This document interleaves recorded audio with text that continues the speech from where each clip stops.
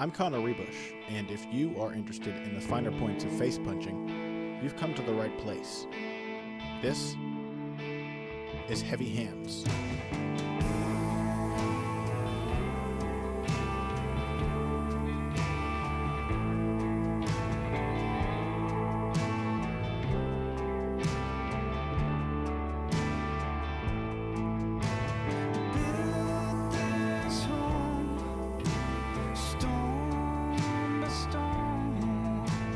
Hello and welcome to another episode of Heavy Hands. I am your host, Connor Ruebusch, joined once again, as always. What other qualifiers can I add to that, Dr. Patrick Wyman, steadfast co-host? How else can I say that's not just the same patter as always?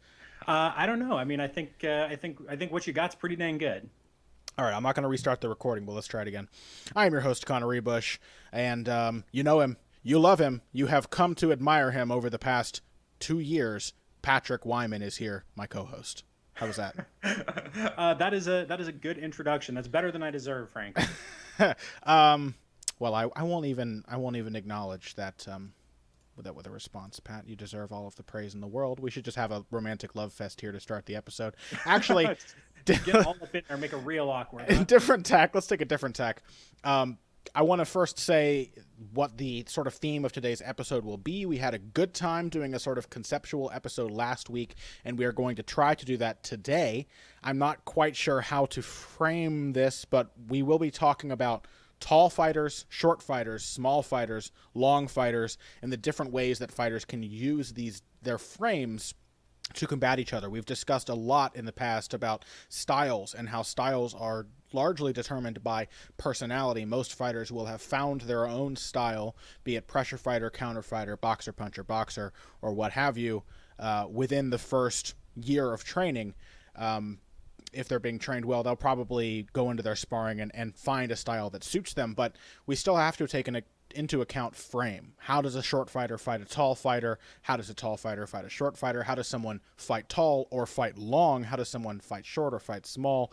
We will be discussing that over the course of today's episode. Before we get into that wholesale, however, we want to spare a few words for the momentous results of UFC Salt Lake City, and of course, most notably, the win of Yair Rodriguez in the main event over Alex Caceres. He was, of course, heavily favored to win. It's not a huge shock that he did win, but Pat, I found this to be a very instructive performance for us analysts. I think we learned a lot about the strengths and shortcomings of Yair Rodriguez in the somewhat back and forth fight that he had with Caceres. Yeah, I mean, I thought on second viewing, the fight was not as competitive as I thought it was as I was watching live. I heard one judge, I actually left before the scorecards. Did a judge truly give Caceres 4 rounds? Yeah, that was an all-timer of a bad scorecard. Surely they must have mixed up the fighters. Yeah, so that's what I thought afterwards. And a couple of people, I tweeted something kind of angry about what a shit awful scorecard that was, and somebody tweeted me a copy of the judging the judging sheet that Utah uses where they compile all the scores together. It is super confusing. It is entirely possible, if not likely, that the person who compiled the scorecard just had it in the wrong column. I can't imagine a judge giving 4 of those rounds to Caceres, so I'm going to give him the benefit of the doubt and say he was just baffled by Utah's convoluted scoring system. Yeah, let's hope that that's the case, because otherwise it is truly unforgivable. But I thought in hindsight, I thought that it probably should have been 50-45 Rodriguez. There was not a single round, aside from maybe the third where Caceres got a late takedown and did a little bit of work from top position. He still got outstruck 2-1 in that round. Yeah. It was not as competitive as I thought it was the first time through. But so I don't know that we learned a ton new about Yair Rodriguez, but it made me realize precisely how good he is at a lot of the things that he wants to do and where the holes still exist in his game. Yeah, the one thing that I learned is that there was a point in that fight, I believe I even tweeted about it. I said, I'm getting the feeling that Caceres is going to win. Not because the fight had been very competitive up to that point, but because I know Caceres is a good finisher, I know he's a good opportunist, and I sensed Rodriguez slowing down pretty significantly in the third round. The steam was leaving his shots. Salt Lake City is, of course, at altitude, and we've talked extensively in the past about how demanding the style of Yair Rodriguez is. You have to be an insane athlete, but it was reaffirmed how insane of an athlete Rodriguez truly is, because he did slow down and dealt with it very well and continued to keep up a pretty insane pace after being tired. I mean, he's kind of revealed himself to be a bit of a mini John Jones, that he has that sort of insane stamina that Jones has that allows him to push through, because had he suffered the same fate as Aljamain Sterling, for example, I think that Caceres may have been able to press him and beat him at the end of the fight. But he kept enough volume out there and kept Caceres cautious enough, because for some reason Caceres' plan seemed to be to counter this crazy, unpredictable striker. And so he kept him cautious enough that he was able to carry the fight all the way to the end of the 5th round. Well, so what was really striking to me, because I agree with all of that, what was really striking to me is that how he kept the volume up there was by altering his shot selection and his distance. So Rodriguez spent like the first 3 rounds, more or less, throwing wild kicks and keeping the fight at as long a range as humanly possible. Like, I honestly think that Yair Rodriguez works effectively at a longer range relative to his size than any other fighter in the UFC, except for maybe John Jones. Like, there are a lot of guys who want to stand real far away, but they don't get much done from there. Yair Rodriguez stands a ridiculously long way from his opponent and still lands shots, still keeps volume up, still does work, which is similar to John Jones, except Rodriguez works way faster. Yeah. So when he got into the 4th and the 5th rounds, if Rodriguez had kept trying to throw crazy kick after crazy kick after crazy kick, I think he would have gassed himself out and gotten into trouble. But instead, he went to more of a boxing game in the 4th and the 5th round. He was more willing to kind of stand in front of Caceres and not try and move as much, was more measured, threw more punching combinations. They weren't always pretty. His head movement and his defense in the pocket weren't always pretty. But by that point, it's kind of easy for us to forget this. Caceres was beat up, man. He had eaten so many shots to the legs and so many shots to the body that even had he wanted to capitalize on Rodriguez being tired by that point, he had taken a ton of damage. Yeah. Well, he was sitting on the outside trying to defend and respond to a guy who has a crazily dynamic striking arsenal. It doesn't matter even if Rodriguez is landing cleanly all the time. He's putting enough out there that kind of approach was solidifying Caceres' position on the outside. The more that Caceres wanted to wait on Rodriguez and see what he was going to do, the more Rodriguez was able to convince him that that's what he needed to do to protect himself. So it ended up being, I agree, I thought it was a fairly one-sided fight. I got the sense that Caceres had a good end to the 3rd round. He landed some pretty heavy shots from top position. I thought, okay, he's going to wrestle him in the clinch, and he's going to take advantage of the fact that he's tiring, but I was impressed by how Rodriguez mitigated the results of that ridiculous, dynamic, expensive style. I still would say that it wouldn't work for him the way it did tonight against a better fighter. I think that fight kind of revealed to me, or reaffirmed what I suspected, I suppose, that Caceres was not the guy to beat Rodriguez, but that he would show some ways in which Rodriguez can be beaten. But I still thought Rodriguez passed the test fairly well, and at least he threw some punches this time. He didn't look so uncomfortable in boxing range as he did against Andre Fili. Yeah, it looks more and more after having seen this fight like the Fili fight was kind of a weird regression. And that the kind of track that you could see from his few fights before that, from the Rosa fight, and God, what was the fight before that? Some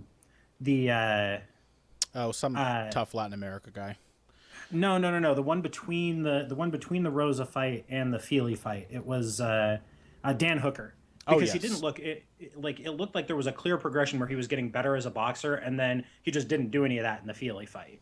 Yeah, and I still don't know how good of a boxer he is right now. A lot of what he did was kind of, much like his kicking game, was cowing Caceres with intent, because he definitely threw his punches like he meant it, and he went after him with these shifting combinations, stayed low, swung hard, and was open for a guy who was better perhaps to counter him, but Caceres was too worried about what was coming at him.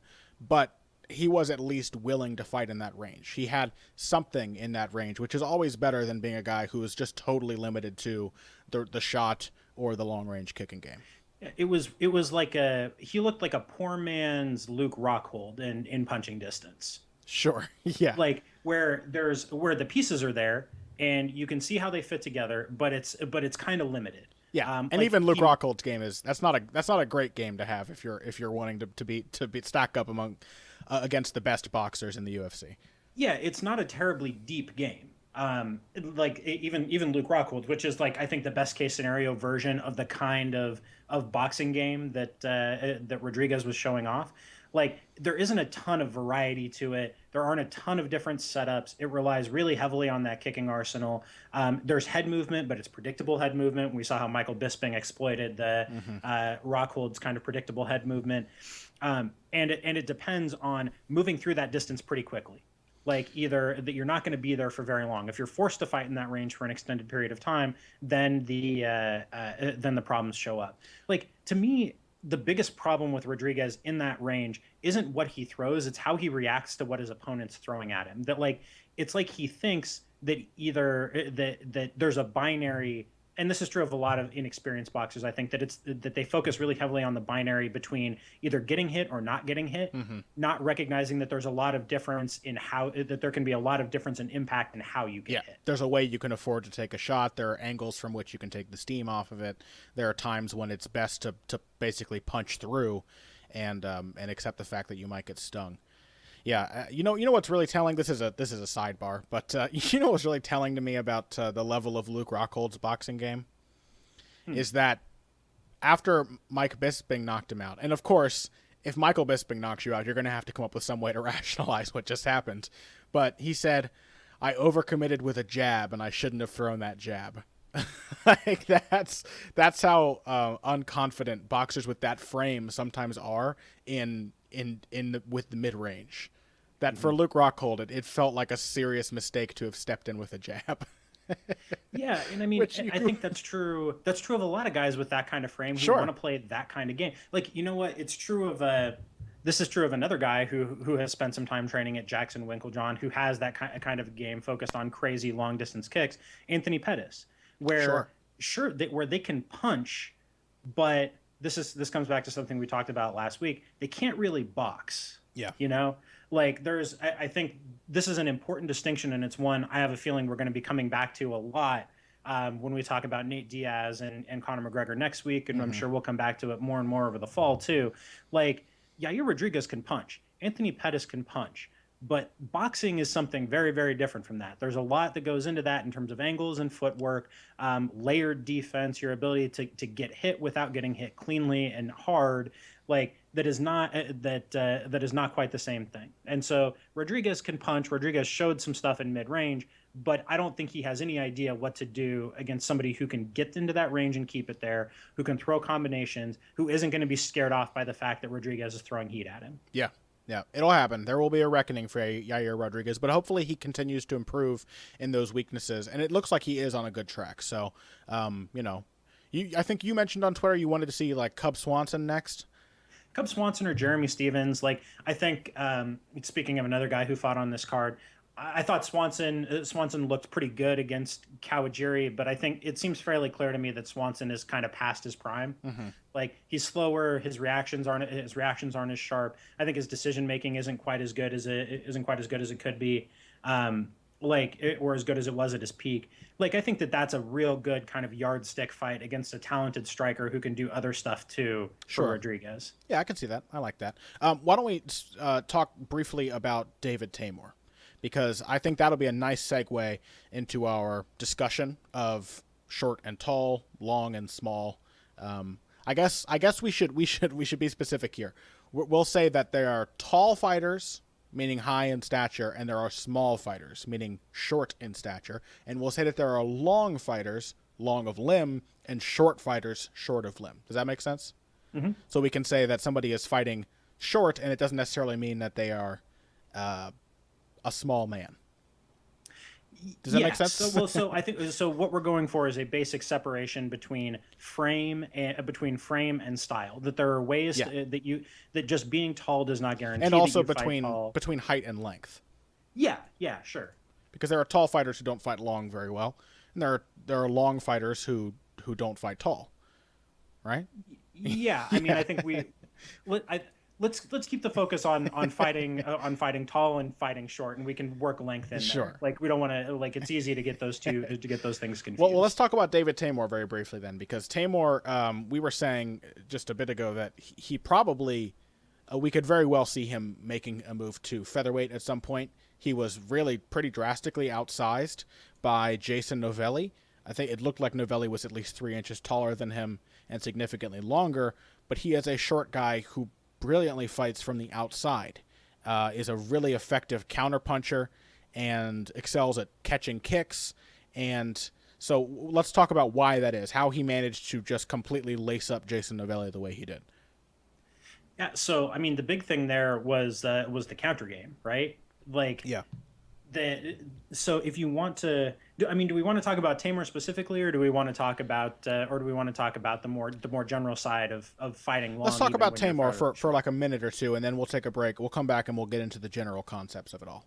Okay, well, so Tamor's counters were great. Tamor does a great job of kicking long. Like, there are ways to kick long and kick short, and Tamor kicks like a Thai, where he gets way up on his toes and really extends through the arc of the kick. Mm-hmm. It adds another few inches. It's what allows him to kick. It's what allows him to land kicks to the head, despite being 4 inches shorter than guys he's fighting. Like, he landed a head kick on Martin Svensson, who's even taller than Novelli is, in his first UFC fight. So, like, he does a really good job of extending and fighting at that distance, but all of that came into play. Like, he punished Novelli with kicks. Every time Novelli threw, Novelli's a really high volume guy. Tamor punished him for that volume by landing good, clean counters. Novelli was forced to pressure, but couldn't walk him down. Tamor's footwork was too good. Brilliant performance. Yeah, and another thing with the kicks is a lot of the way that Westerners kick, I think, would cause heads to shake in Thai gyms. There are certain tenets of how to kick in Muay Thai that not all disciplines follow. But one of the big things is not leaning back and pulling away from kicks. That is something that a lot of mixed martial artists do, and even fighters are taught to do in other styles. You can look at, for example, a very good striker like Stephen Thompson, who does a lot of leaning back and pulling away and kind of whipping his kicks around. The Thai style of kicking, and we see this not only from Tamor, but from Rafael dos Anjos, a couple other guys in MMA, but those are probably the two best examples I can think of, them and Edson Barboza, who throw their weight forward and extend their hips when they kick. So a kick from these kind of guys makes the most of your frame by almost being a linear attack. It's like hooking off of a jab, where yes, you're throwing a hook, but when you throw that kind of long hook, it almost starts as a jab and just kind of hooks around at the very end. So you can make the most of that jabbing range with a long hook. And that's how these kicks work. You throw your hips forward, you kind of thrust as if you're throwing a knee, and then you bring the torque through and twist the kick at the very end when you've got full extension on your body. In the same way that Thai fighters will often throw a sort of hybrid sidekick teep to make the most of their length, where they will twist through and torque the hips at the end of a teep and turn it into a hybrid kick, so they get 3 or 4 extra precious inches on the end of that strike. Yeah, to add a little extra power to the end of that kick, which you see a lot in the Dutch style, you see it really explicitly in the Dutch style, and you see it in Thai styles as well, is you kind of scrunch your abdominals into it, mm-hmm. which adds just an extra little bit of oomph to the end of the kick. Like that in the sequence of mechanical movements that make up the kick, that one comes very last, and it adds just a little bit extra distance. It pulls your head a little bit off the center line, which is more important in the Dutch style than it is in the Thai style, because you're going to be in the pocket and there are going to be counters coming. Mm-hmm. So it pulls your head offline, adds a little bit of extra oomph, but it also adds an extra couple of inches of distance, and it allows you to angle the kick. It allows you to arc the kick a little bit. So, so Tamor does all of that when he kicks. It's a really, really highly developed, really technical, really mechanically sound kicking style that you don't see a whole lot of in MMA. Yeah, and you said not long ago that Tamor is how you wish Thais would fight in MMA. Like a guy who comes from an actual Muay Thai background in Thailand or on the Thai circuit, this is the kind of striking you'd like to see him use. It's kind of strange to me that we almost feel like we've moved past the era of Muay Thai and MMA, but only now, I think, are we seeing more guys who really take a Thai style and make it work. Guys like David Tamor, guys like Rafael dos Anjos, who of course has blended his with some more Western style boxing, but also who's the Irish fellow that I'm thinking of who trains in Brazil, who fought Nicholas Dalby? Darren Till. Darren Till.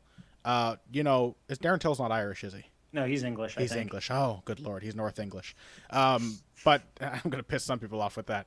But that style of like single long strikes, relying on kicks, we're only now actually seeing that style become really effective because the level of wrestling defense is so good and people are learning to use distance more effectively so they can set that distance that makes that style effective and make the more upright stance and everything work for them. It's kind of Yeah, I crazy. mean, well, a lot of that has to do with like people forget. I think you see a lot of this in kind of basic understandings of MMA is the idea that Muay Thai is a range striking art, and they forget the clinch part. And so I Yeah, would yeah. argue that part of the reason why we're seeing like a kind of a pure Muay Thai game be more effective is because we're seeing more emphasis on the clinch side of it. Yeah.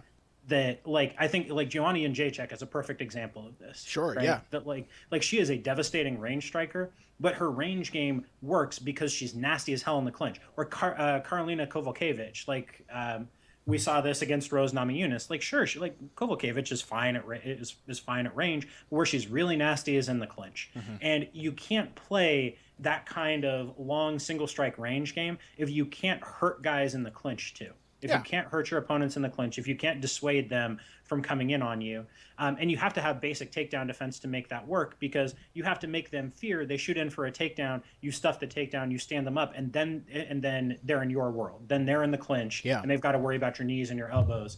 Like so, Tamer. It's not a coincidence that Tamer can play that kind of game because he's an kind of an outsized, dangerous clinch fighter too. Like he's really good with frames and side clinches, knees, elbows, all of that on the inside. Yeah, absolutely.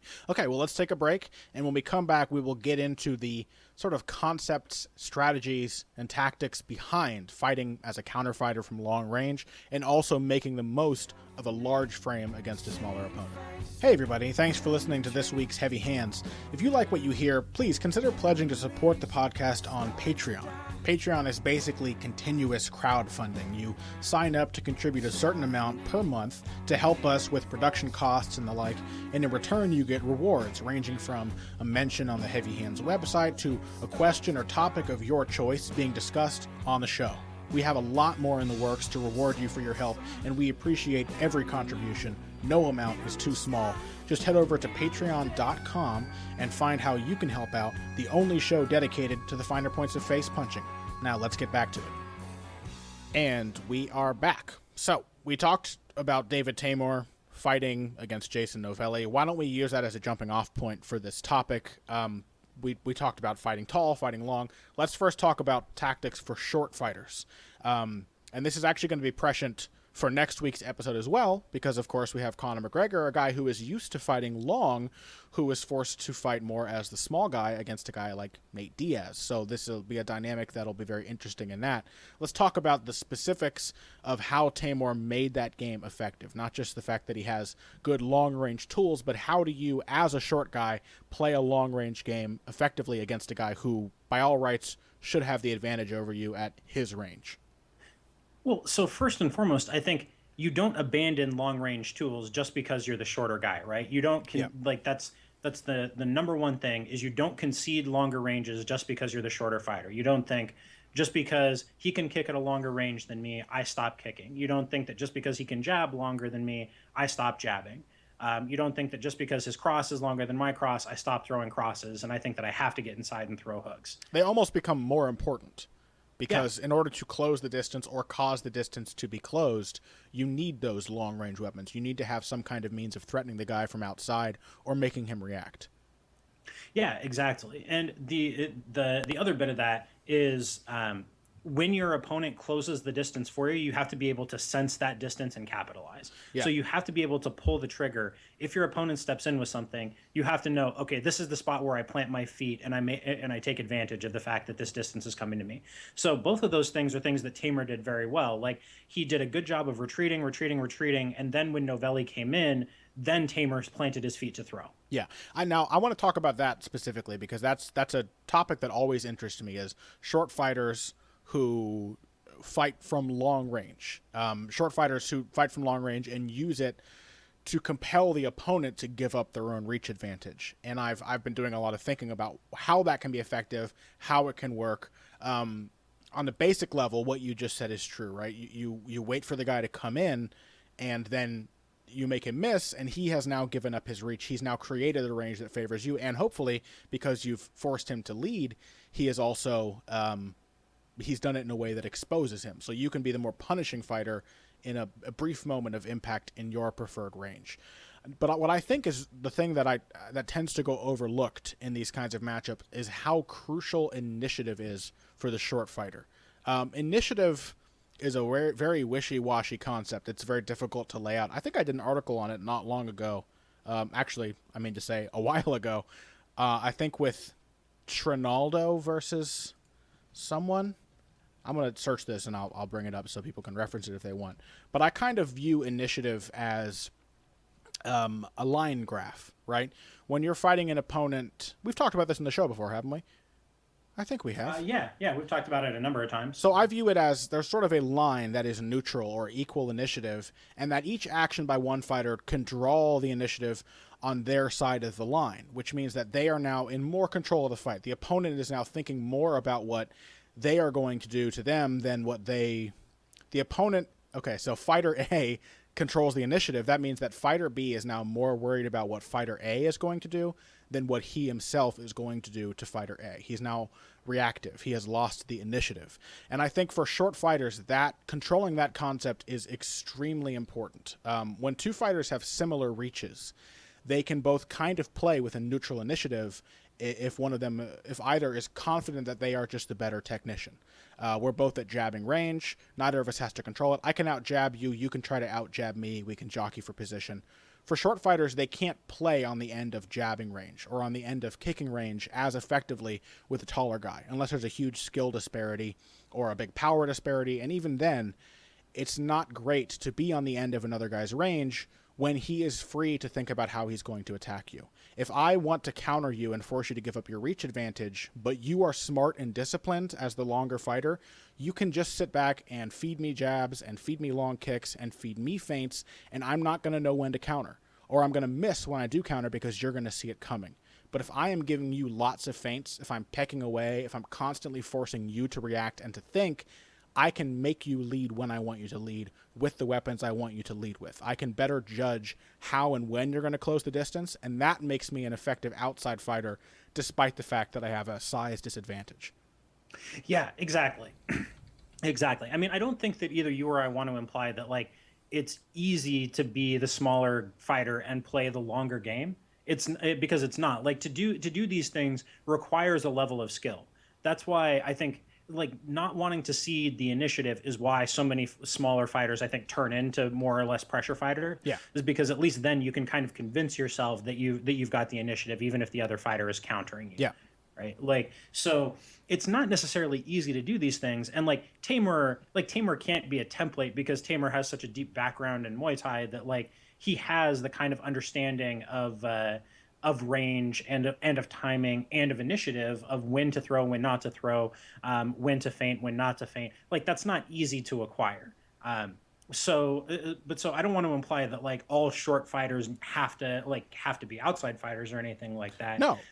But it is possible to do so if you have the right toolkit and the right approach to do it. Well, and the reason it's valuable to point out that short fighters can be outside fighters is because the conventional wisdom is that short fighters have to pressure. Short fighters have to force the distance to close.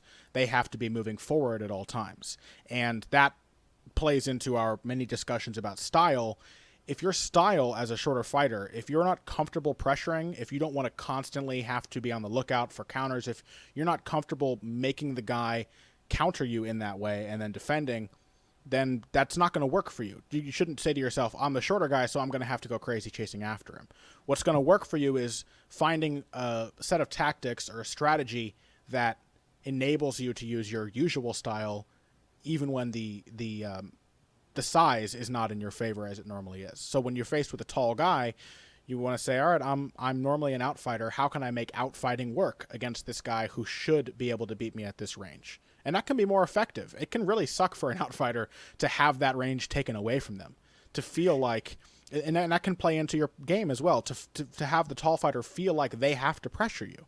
And then they will end up giving up their reach more and more. The article I did, by the way, was a UFC Saskatoon judo top. I know we all remember UFC Saskatoon very fondly.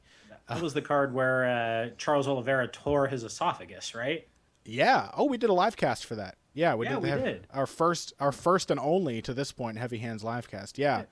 It seems like part of the underlying thing here is that if you want to fight at distance, if you're good at fighting at distance, it's easier to do that when you have a size disadvantage than it is to rewire yourself to fight against your normal inclinations. Yeah. Like that if you're good at fighting long, if that's a thing that you enjoy doing, if that's an integral part of your game, you shouldn't abandon that just because of the size matchup. You should be more focused on finding ways to make that work rather than thinking that certain parts of your toolkit that you tend to rely on or that you like or where you feel comfortable are not going to play for you in a particular matchup. So then let's talk about short fighters who do pressure, because that is also, over time, proven to be a very effective style. There's a reason that's the conventional wisdom. Just as with the southpaw versus orthodox, there's a reason that everybody gets told, get your foot outside and throw your cross, because it works. It doesn't mean it's the only tactic, and it can be a little reductive, but it does work. Short fighters have some advantages on the inside.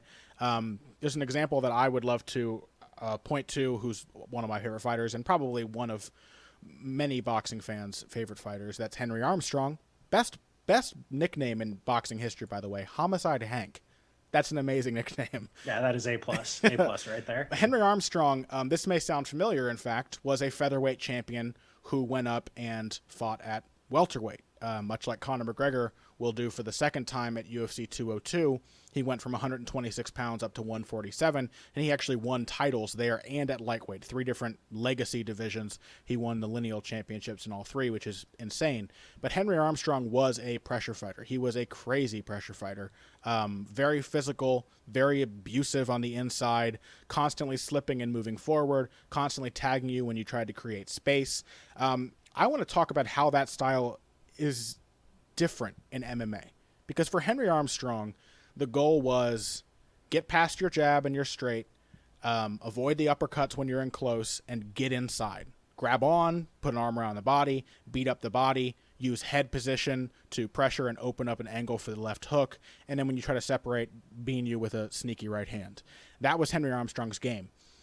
In MMA, it's a little different. In MMA, it can be very difficult for a short fighter to sort of navigate. We talked about this with Cormier and Jones, Pat. It can be difficult for the shorter fighter to navigate the space between clinch range, which for many fighters favors the tall man, and long range, which for many fighters favors the long man. And when the guy is both taller and longer than you, it can be tough to work your way inside only to be wrapped up and beaten up in the clinch. So let's talk about how that style works for a short guy, specifically in MMA. How does a short guy make his game effective, make a pressuring game effective against taller, longer fighters? And maybe we can draw on some specific MMA examples. Well, so if you're going to play that kind of pressuring game and get into the clinch as the shorter fighter, it's imperative in MMA for you to do it against the fence. Sure. Why? Because the difference between the MMA clinch and the boxing clinch, I think the biggest thing, even leaving aside strikes and takedowns and all of that, is your hips, right? Like where your hips are relative to your opponents is way more important in MMA than it is in boxing. Mm-hmm. And how far back you can get your hips is way more important in MMA than it is in boxing. So if you are the shorter fighter and you grab a hold of your opponent in open space where your opponent can get his hips back, then you're screwed. Because the knees are coming, because he can grab a hold of double collar ties, because he can grab side clinches and frames.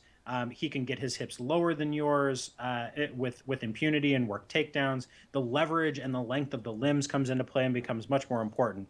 If you're going to be the shorter fighter and you're going to clinch, you got to do it up against the fence because it takes the hips out of play. Yeah, it mostly takes the knees out of play, and then your lack of height can become an asset because you can use head position effectively against the fence. Yeah, the reason that height is of benefit in the clinch, and why tall fighters often make such good inside fighters, is because you have a couple leverage advantages. You have a very short path to the target for your uppercuts and your knees. You can lift those up, and the other guy's head is very near. It's easy to hit those, and often when he's small, he'll be ducking into those shots as well and increasing their impact. Also, being taller allows you to pull down on your opponent. I'm sure people listening have clinch sparred with somebody taller and stronger, somebody bigger and taller. it is very, very frustrating to have somebody constantly breaking your posture. It's physically exhausting to have to fight that, and it takes your eyes off of your opponent, which actually forces you to relinquish one of the greatest advantages of being small, which is that you have a better vision of your opponent than they do of you. When you are significantly shorter than the other guy, you can bend your knees and see his whole body. Whereas when he's tall, he's looking down and seeing the top of your head and your shoulders. He doesn't have a clear view of the targets available to him or what you're planning to do with your body at that time. It's a reason that Archie Moore was often so effective. He would go into his cross-armed guard, his lock, and he would come in low, and the way his arms are positioned and with his head right there, you couldn't tell which arm he was going to throw with, where his next attack was coming from. The tall fighter can negate those advantages by yanking down on the guy's head, but, as Pat just said, putting the tall man against the fence really helps with that. To effectively control someone in the clinch, you can't just pull down with your arms. You need to create space with your hips. You need to be able to move your feet. You need to be able to whip his head down in order to be able to keep it there. And so when you're trapped against the fence, not only can you not get your hips back far enough to throw knees and to create space for uppercuts and other short shots, but you can't get enough space between you and your opponent to break his posture, which allows him to put his head under your chin, to drive upward, to get the underhooks, get all of these other advantageous positions. The clinch is not a wash for tall fighters. There are a lot of advantages that small fighters have, but you have to be able to navigate the cage effectively to bring those advantages to bear. Yeah, if you're going to be the shorter fighter in those matchups, then cage positioning, not just in the clinch, though the clinch is really important. Not just for that, but also for the purposes of range, right? Like if you're going to be giving up height, then you have to be doing things to control to take away some of those advantages from your opponent. And the easiest way to do that is to back them up against the fence. So the perfect example of all of these dynamics that we were talking about is, I don't know that we really talked about this fight, Travis Brown versus Cain Velasquez. We did. You had it as your best performance of the International Fight Week. Yeah, so that is if you want to be a shorter guy fighting a pressure game, but a long range pressure game against a taller fighter, look at Cain Velasquez. If you want to talk about shorter, long fighters in general, look at Cain Velasquez, a guy who was constantly jabbing, constantly low kicking, even threw a spinning kick in that fight, but then combines that with the ability to get into the clinch and use your height against you through the use of head position. Cain Velasquez is the perfect example. Like, even if he wanted to play kind of a range striking game without the pressure aspect, I think Cain would be more or less okay. Yeah, another person who does both, who plays sometimes a long game and other times gets inside with the traditional short fighter approach is Jimmy Rivera. Jimmy Rivera is very short for a bantamweight. He's shorter than most of the short featherweights. I think he's about 5'4", 5'5", and when he fought Yuri Alcantara, he had a pretty massive size disparity. I actually have the numbers here somewhere. I'll find them real quick. But Jimmy Rivera is a great short fighter. Very short limbs, very short stature, I mean to say, but very effective from all ranges. When he's outside, he's very active. He moves laterally. He doesn't let the tall guy set his feet to work his jab and his long, straight shots. And he's constantly feeding feints, so the other guy's reacting to him. When he gets inside, he stays low. He keeps his knees bent. He takes advantage of his stature, making it difficult for the other guy to get a read on him, while he has a very clear view of the opponent's body. And he does something that I think a lot of short fighters eschew. A lot of short fighters, for some reason, are headhunters. And body punches are the short man's friend. There is no easier shot in the world than a straight right to the body for a guy who's 6 inches shorter than his opponent. It's wide open, and it's a very difficult shot for the tall guy to block or to see coming. And for some reason, a lot of short fighters that I watch don't attack the body very much. Mike Zambides does, by the way. Do you know Mike Zambides, Pat? Oh yeah. I got my start watching combat sports again by watching old K1 shows on HDNet. Man, that was my jam back in the first 2008, 2009, 2010. One of the first fights I ever watched was Mike Zambides versus Shahid Ulad El Hajj, which is probably the greatest K1 Max fight of all time. Yeah, that was a great fight. Mike Zambides was a hell of a body puncher, and he was at his most effective when he played the overhand right off of his body punches. The target's just wide open, and even if the other guy gets his elbows down, as the shorter man, he has angles around. By the way, let's see. Jimmy Rivera is... I just had it. Jimmy Rivera is short, and he's 5'4". This is how short he was against... Okay, I have it in centimeters here, but he was 13 centimeters shorter and 7 centimeters shorter of reach than Yuri Alcantara. Mm-hmm. So very significant size advantage, and he pretty capably outstruck him in that fight. Both using the short inside game and fighting from range and forcing Alcantara to expose himself to counters.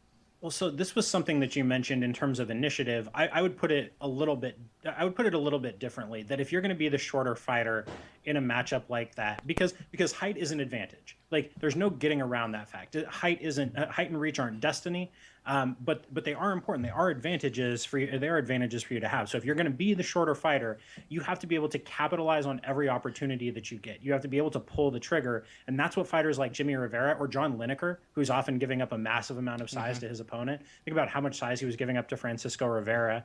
Or Michael McDonald. Yeah. Like you have to be able to just know when you've got to throw and to let it go. You can't be waiting. You can't be waiting on anything. You have to know that, okay, now is the time to let the shots go and just do it. Don't think about it. Don't wait. Just let your shots go. And you see small guys get into trouble too when they respond to a much bigger opponent the way they would a guy nearer their size, when they will try to retreat on the end of his punches.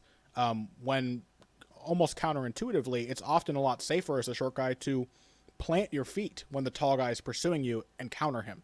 You're much safer there than you are retreating and ending up on the end of a 1-1-2 or on the end of a triple jab and taking each one clean, because all he needs is a short step forward to catch up with you desperately backpedaling. And so the counter-fighting game is very beneficial for short fighters because it's often a safer response to pressure than actually retreating and trying to maintain that long distance. Yeah, a perfect example of this, John Makdessi versus Donald Cerrone, right? Like, that's a fight that Cerrone won, and I think everybody remembers the head kick finish to that fight. But Makdessi got a lot of work done in the interim. Like, they were almost even in terms of striking stats by the end of the fight. Yeah. And that's because Makdessi didn't, like, as much as Makdessi got beat up by Cerrone's range weapons, Makdessi didn't get himself stuck on the end of those shots. Like, he suffered for the reach disadvantage that he had in that fight. He was giving up, I think, 4 inches of height and I think a pretty comparable amount of reach, but he played his own long range weapons well. And even though he ate the kicks, even though he ate the jabs from Cerrone, he made Cerrone pay for it in return. And if things had gone a little bit differently, you never know. John Makdessi is a great study for this concept, all of these concepts, because John Makdessi would probably be better off at featherweight. He's 5'8". He's a very small lightweight, especially against guys like Cerrone, but also fights with guys like Mehdi Baghdad and Yancy Medeiros and Alan Patrick, Shane Campbell, Darren Cruikshank. A lot of long guys have fought John Makdessi over the years. So he's a great study to see basically the ways that you can succeed and the ways that you are at risk of failure as a smaller guy. He's a very good study there. So why don't we take another break? This will be our last one. And when we come back, we're going to talk about long and tall fighters and sort of, we've talked about the ways to defeat their advantages. Next, we'll talk about the ways that they can make those advantages effective. Financial support is fantastic, but there are other, even easier ways to support Heavy Hands. Perhaps the best is by spreading the word. We know our fan base. You're all cool, popular people with serious social media presences. You're tastemakers and trendsetters. Okay, there are 1 or 2 of you that don't fit that description. You know who you are, but no matter what, you can always help us out by telling folks about the show. You can also give us a positive rating and review on iTunes and Stitcher, things like that. We rely on word of mouth and positive feedback to grow and improve, so thank you very much for your time and your help. Now, back to the show.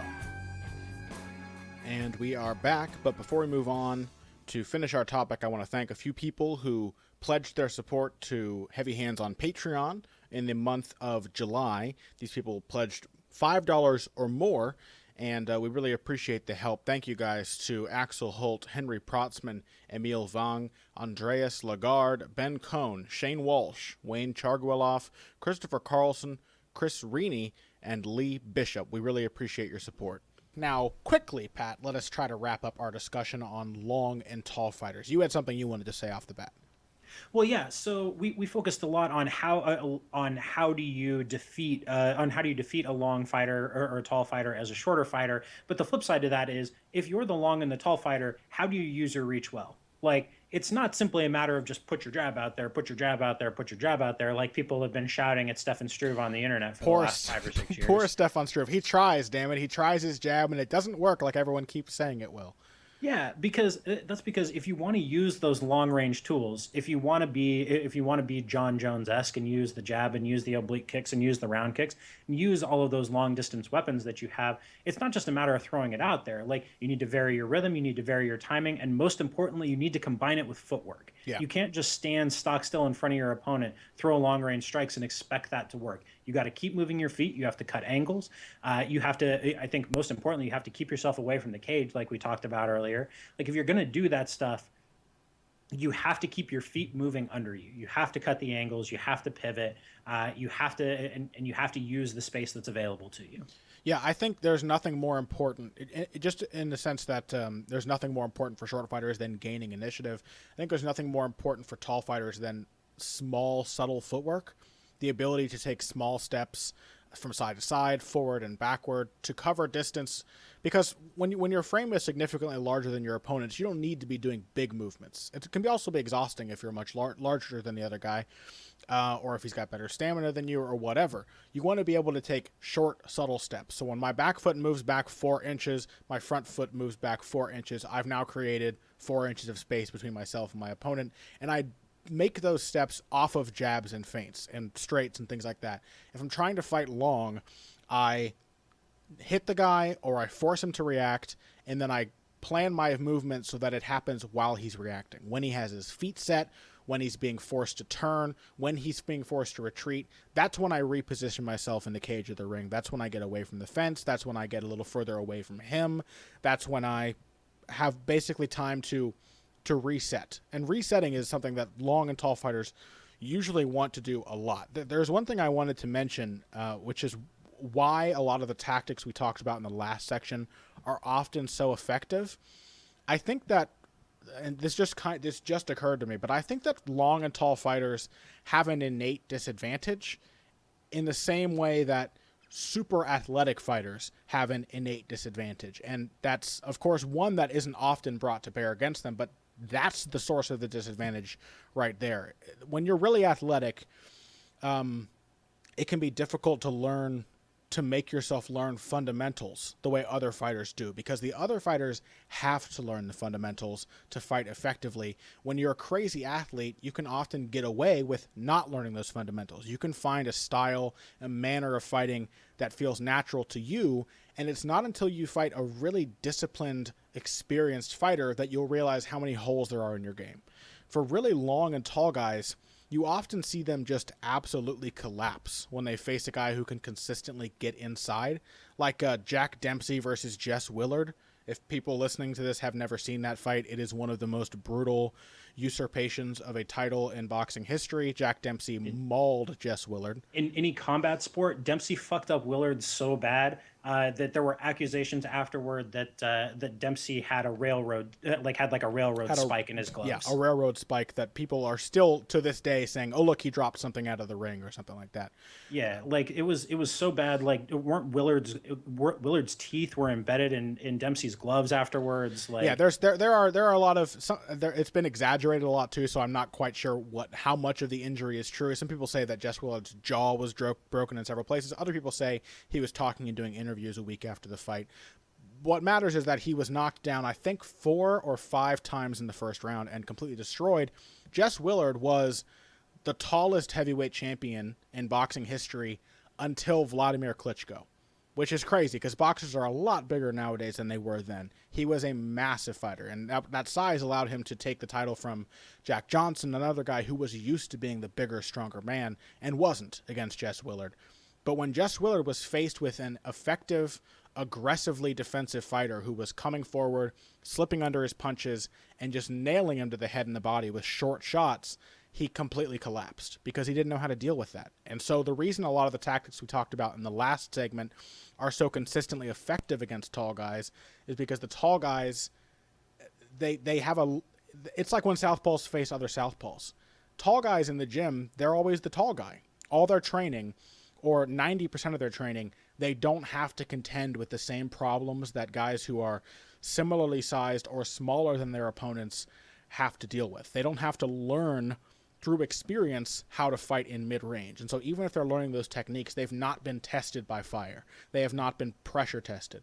And so when they face somebody who's really good at that range and knows how to get there consistently, it's a big hole that the other guy can just kind of jump through at will. I'll give you a perfect example of this. A guy who's fighting on UFC 202 coming up very shortly, Neil Magny. Neil Magny is a guy who knows what he's supposed to be doing at long range. He knows he's supposed to be jabbing. He knows he's supposed to be throwing a long right hand. He knows he's supposed to be kicking. And he even has a pretty decent command of footwork and knows how to move when the opportunity presents itself. But if you get past that range and you can't, and he can't immediately grab a hold and get into the clinch, he is effectively helpless. Yeah, he kind of freaks out. Almost nothing in mid-range. Yeah, he shells up.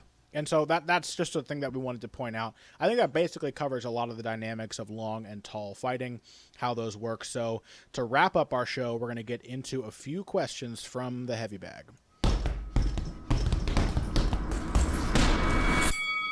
Heavy bag, heavy bag, heavy bag, heavy bag. How about that, Pat? I like the echo. I like the echo effect. I need to record an effect with like some shock jock style audio mixing on that. Our first question comes to us from Taylor Haskell, and these are, of course, questions from our Patreon patrons. If you would like a guaranteed question answered on the show, you can subscribe, pledge to us on Patreon to the tune of $5 or more, and $20 patrons get a segment topic, and we'll be doing some of those on shows in the near future.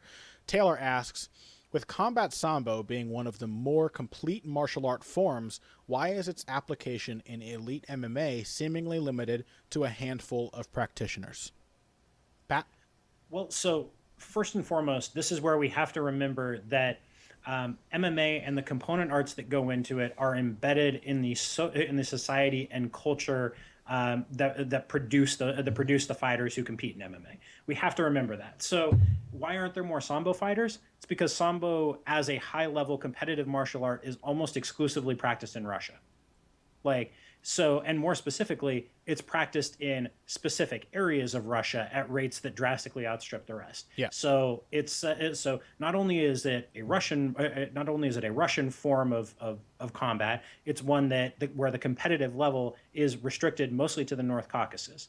The fact that it has a competitive system means that it's producing particular fighters means that it's emphasizing like athleticism in the same way that amateur wrestling in the United States, which has a dedicated system of competition, helps to produce the most athletic competitors, because skill being equal, athleticism comes into play. When you have enough competitors, then those things start to come out. Sambo is really good. There are other forms, or there are other martial arts that are just as good, but the ones that produce the best fighters tend to be the ones that have the largest pool of talent to draw from in the first place. So that's why you see so many all-American wrestlers do well in MMA, is because there's so many of them. The pool of people who compete in American wrestling is so much larger than the pool of Americans who compete in jiu-jitsu or Brazilians who compete in jiu-jitsu. It's just a much, much larger pool of talent to draw from. And even in Russia, a lot of the best Sambo practitioners, the best Sambists, are kind of reject wrestlers. Because they're washouts from wrestling and judo. Yeah, because wrestling and judo are the big sports in that part of the world, and for good reason, because they are Olympic sports. They bring national prestige and money in ways that Sambo at this point in time can't. I think it would be great if Sambo or Pankration or MMA, something like it, was combat Sambo specifically, was an Olympic sport. I think that could be really cool, but at this point in time, it's not. And I want to just reemphasize what you said, Pat. I think the reason that we see so many good Sambists as MMA fighters, and it is, I think, probably one of the more consistent martial arts for producing effective mixed martial artists, because it is basically mixed martial arts.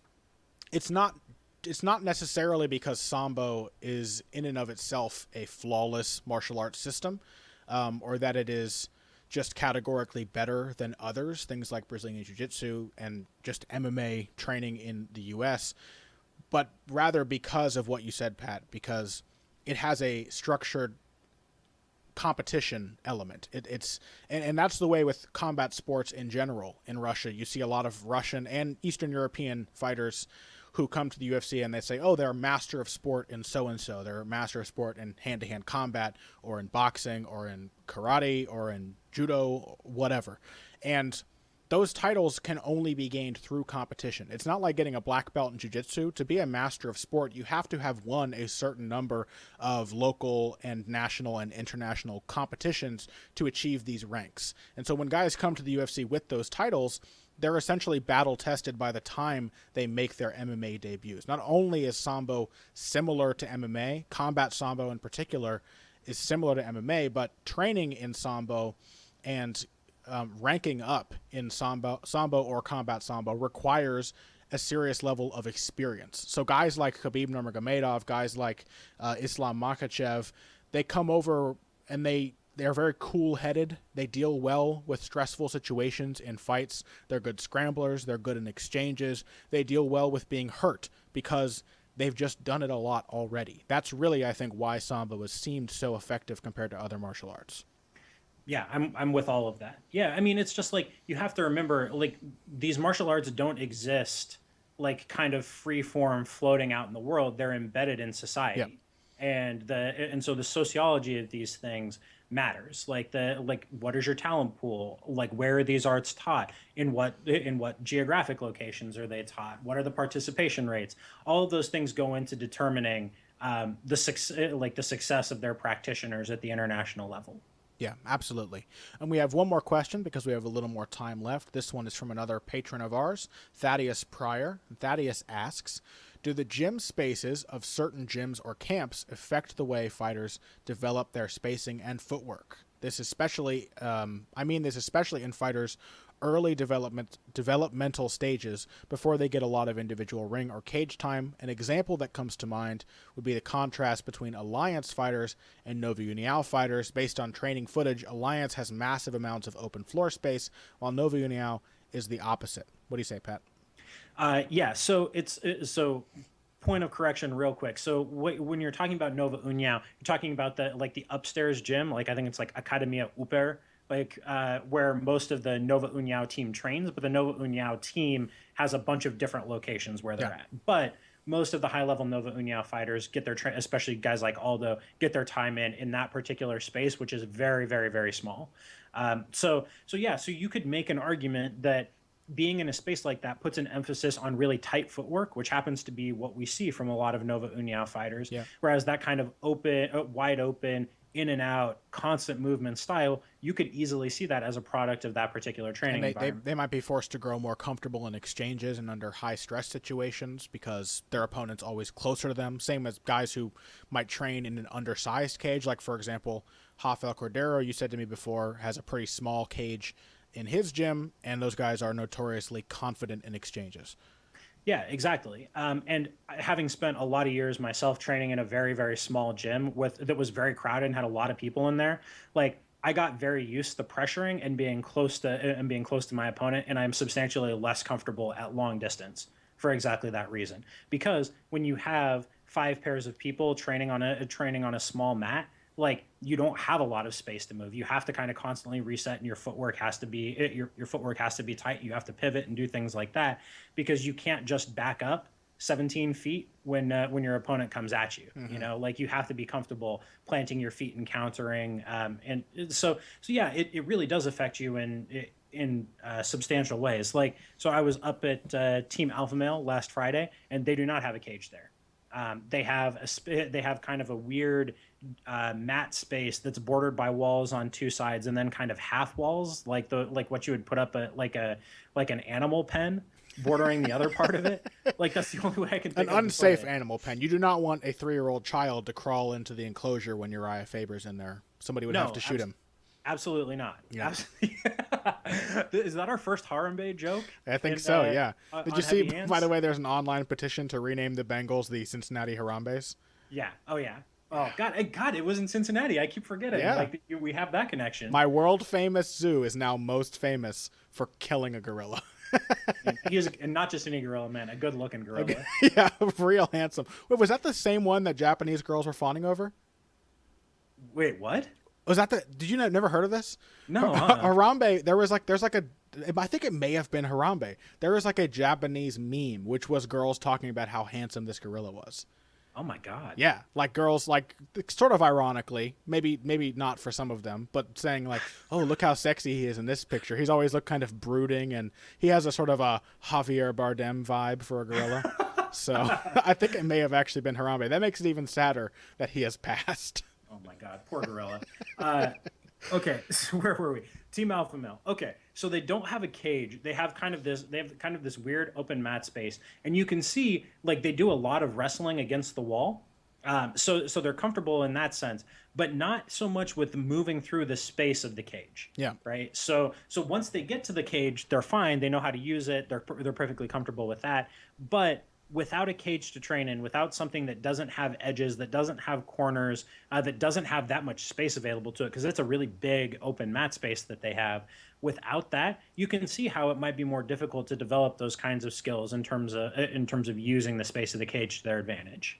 Yeah, and you know what? I think it would be really nice if someday MMA did become an Olympic sport or a widely practiced amateur sport, specifically because that would mean government funding, which would mean more gyms would be able to have full-sized cages in their gyms, because there are a surprising number of high-level elite MMA gyms that, because of real estate and cost restrictions, just don't have an accurate facsimile of the fighting environment in the gym. And so guys are having to kind of adapt and be creative. They maybe have 2 cage walls or just a mat wall to work with for their wall work. I think it would actually make a pretty substantial improvement on the level of comfort that young developing fighters have coming into organizations like the UFC and RFA and combat entertainment in sports and all of that, classic entertainment in sports, all of these pretty major promotions in North America, if they were able to train in gyms that replicated the environment accurately. Yeah, no disagreement for me. I mean, it's kind of on that note, strangely enough, we are just now starting to see the first wave of fighters who do have substantial amounts of amateur experience. Yeah, Like that's true. Like there's a kid in Titan. I can't remember. I can't remember if he won or lost at last weekend's card. Named Jose Torres, who has a ton of amateur experience and is now a pro. Khalil Roundtree, who was on the last season of The Ultimate Fighter, had a massive amount of amateur experience. Karolina Kovalkiewicz had a whole bunch of amateur fights, both in Muay Thai and in MMA, before she was ever a professional. So it's weird. I mean, and I think we can kind of see the game starting to change as a result of that. Like that, you have a lot of fighters who do have pre-professional training time and experience. I don't know where it'll go. And even then, like, I'm looking at Jose Torres. Shorty is his nickname. His Sherdog page. He did win his 3 Titan fights in a row now, but he had 8 amateur fights. Even that really pales in comparison to what amateur boxers have. Like Vasyl Lomachenko had over 300 amateur fights. Crazy numbers like that. I think Floyd Mayweather had well over 100. So it'll still be changing, but it's exciting to see where it'll go. Good questions, guys. Thank you very much for those. We appreciate your support, and we appreciate your insightful curiosity, because those are some really good questions. And again, if you have other questions to ask us, you can always get at us on Twitter. You can find me at Boxing Bush, Pat at Patrick_Wyman. Send us questions that way with the hashtag HeavyBagQuestions, and you will get a guaranteed answer on the show if you go to Patreon and pledge $5 or more to us. Pat, before we wrap up, do you have anything coming out this week you want to tell the people about? Oh boy, do I. So if you have not already, if I haven't already bugged you enough through social media, please listen to my new podcast. Oh, yeah. It's the Fall of Rome podcast. This is nothing MMA related. This is entirely about history. It's about the fall of the Roman Empire. It's going to be 10, 12 episodes, give or take. So in the first episode, I did just kind of a broad introduction to how historians think about the fall of Rome, where the kind of general thinking is on these things. This week's episode will be a barbarian's journey. We're going to follow a barbarian from the lands beyond the Roman Empire through the kind of shocking events in the first couple of decades that we could think about as the fall of Rome, leading up to the sack of Rome in 410. So if you're into history at all, if you just want to hear a good story, please check it out. Would greatly appreciate it. It's as of now available on iTunes, Stitcher, Google Play, pretty much any other podcast listening app. It's native on SoundCloud. It's available at this time on more stuff than this show is, which is a problem that I need to address. Well, people kept asking me, is it available on this? Is it available on this? So I just submitted the RSS feed to everything. Yeah. Like everything I could think of. So, but that's the Fall of Rome podcast. Please, please, please give it a listen. You will get a money back guarantee. You're not paying money for it. It's really good, by the way. I listened to it, and I meant to plug it at the top of today's show and forgot. So I'm just a terrible friend. But otherwise, I don't think I'm actually writing anything that's coming out this week. Everything is focused on Diaz-McGregor. Cool. Well, I am also mainly focused on Diaz-McGregor stuff now. I am planning to do a follow-up to the Puncher's Path. I want to kind of look at the adjustments that Conor McGregor will need to sort of, not to make it sound too grandiose, but to defy what seems to be his destiny based on what other fighters like him have experienced throughout the past. And whether or not he can overcome Nate Diaz, I think, will be the proof of is he special enough to take a step off the Puncher's Path, or is he destined to walk that road till the end of his career? So I'm going to do that. I really enjoyed doing the first one. A lot of people have told me how prescient it seemed, so I'm going to try and address all of that. And then pretty much everything else big will be reserved for next week. Pat, you and I think, are both doing some pretty in-depth technical breakdowns of the game plans and strategies at play here. So we'll just wait until next week's episode to plug those and give a more serious idea of what we're doing. Otherwise, I think that's about it. Thank you, everyone, for joining us for this discussion. Once again, it was good to get back to doing a concept-heavy episode. It's always fun. This one was especially enjoyable for me, and I hope it was enjoyable for you at home. If you came here today for the finer points of face punching, you came to the right place. This has been another episode of Heavy Hands.